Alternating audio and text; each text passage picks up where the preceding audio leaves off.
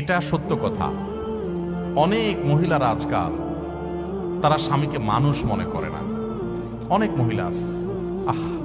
আপনি যদি মুসলিম নারী হয়ে থাকেন আমার বোন, আপনার জন্য আপনার স্বামীর নির্দেশনা মানাটাকে শরীয়ত ওয়াজিব করেছে।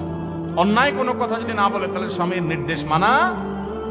যে মহিলা স্বামীকে অভিভাবক হিসাবে স্বীকার করবে না, শ্রদ্ধা করবে না, সম্মান করবে না, কথা কথায় তর্ক করবে। অনেক মহিলা আছে পর্দা করে, বোরকা পরে, নামাজ পড়ে, কিন্তু সব করতে রাজি আছে, মাগার তর্কাতর্কি, বেয়াদবি, এগুলো এখন কমন একটা ব্যাপার হয়ে গেছে। কিয়ামতের আলামত। অনেক দিনদার, অনেক তাহাজ্জুদ গুজার মহিলা আছে, ভালো করে পর্দা করে মহিলা আছে, কিন্তু স্বামীর সাথে কথা কথা তর্ক, ঝগড়া, পাত্তা না দেওয়া, বেয়াদবি করা। দেখুন, কোন একজন আমাদের পূর্বসূরি, কোন একজন সালাফের স্ত্রী, তিনি বলেছিলেন যে আমরা আমাদের স্বামীদেরকে, রাজা বাদশাদেরকে প্রজারা যেরকম ইজ্জত করে এরকম ইজ্জত করতাম, কিন্তু আজকাল তোমাদের অবস্থা ভয়াবহ।